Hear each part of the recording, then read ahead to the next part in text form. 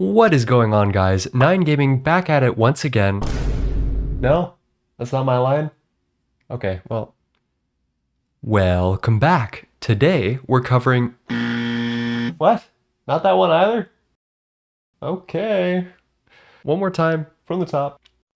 Hello everyone, my name is Nine. It's been a minute since I've made a video, and as you can see, a couple of things have changed. We've been having a shortage of Project Singularity content as many people have been busy over the holidays.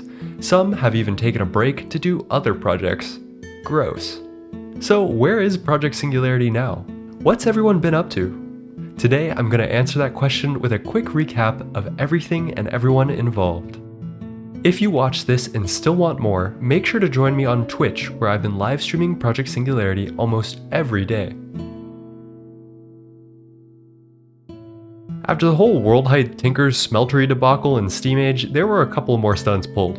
The first thing that happened was the world record 577 coke ovens in Steam, which was assembled mainly by 3. And then in low voltage, Tofucorp pulled off a massive feat of engineering, making fully passive LV circuits in LV. This tech uses a cutting-edge mob farm with over-enchanted diamond spikes to harvest XP, which can be crafted into all the basic required resources to process circuits. Tofucorp has also created the Spiral, which is a biodiesel factory that produces 132,072 EU per tick in LV, also known as 4,096 low-voltage machines, which currently fuels their endeavors. Soycake hasn't been on as of recent, as he is currently 9 days into a Gregtech New Horizons speedrun with a team of Stargaters, and he's at UEV tier, which is a little bit insane. Another speedrunner is Duct. Duct is on the Waterfowl team, which is composed of himself, Mastiox, and Neurotic Goose. While Duct hasn't been on, Goose has been busy. As I'm sure you've been seeing, Goose has been having a heyday with over-enchanting spikes. The most recent has been the Reaper 1000 Looting 100 spike, which harvests a mob's soul so that way it can be recycled for more drops.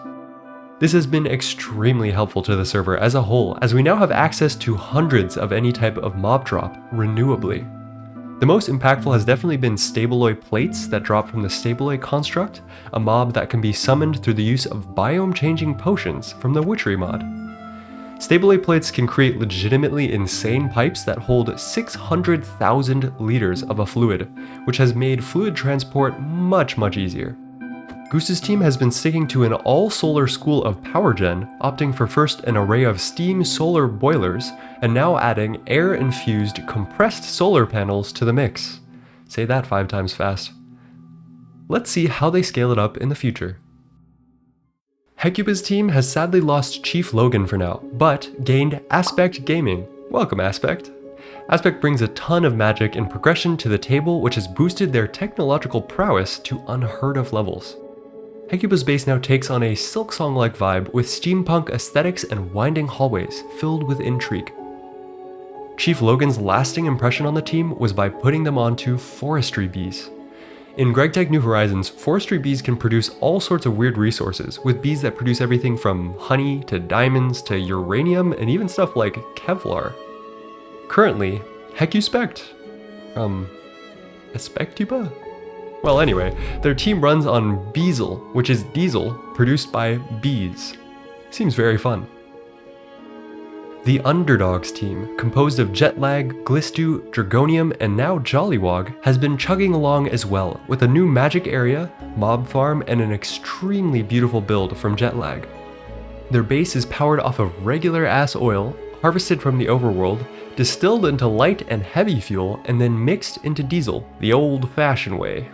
Let's take a moment to appreciate Jetlag's hard work on the base before we move on.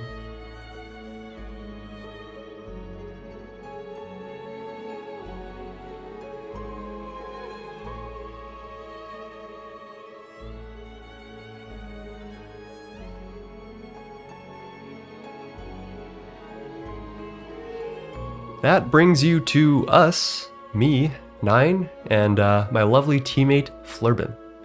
Project Singularity hit medium voltage last week, and we have been really busy. As you can see behind me, I have rebuilt the main base, and I am absolutely stoked about it. I used my normal deep slate palette with great wood logs as the roof and accented it with beautiful stained glass windows, each containing a gradient from deep purple to brilliant cyan.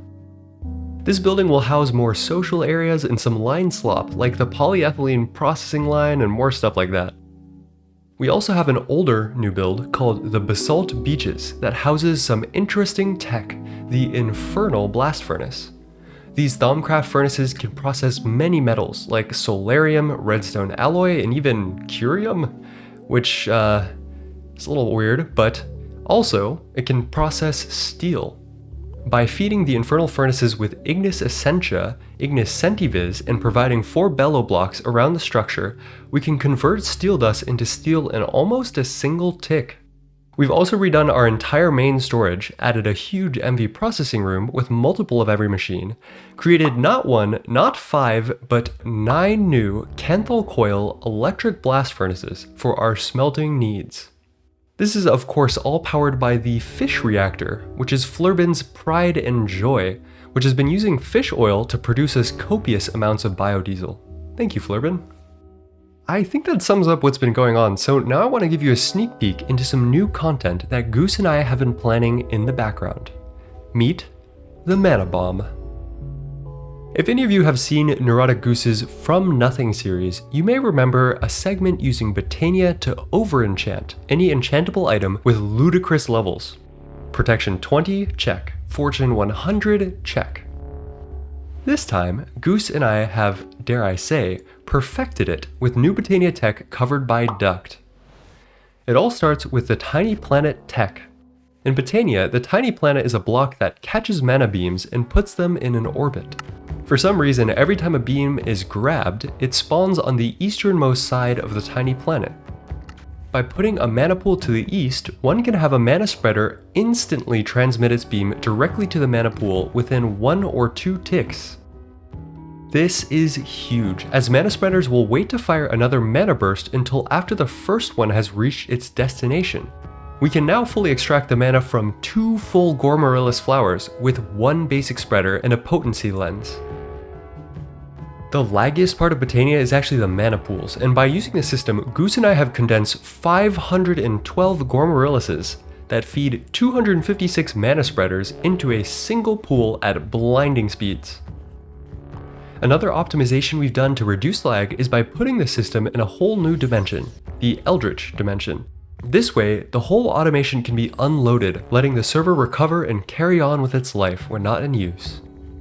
In order to get the mana to the mana enchanter and handle big enchants like Fortune 100, we use mana rings, which are items that can absorb and then later discharge mana into a pool.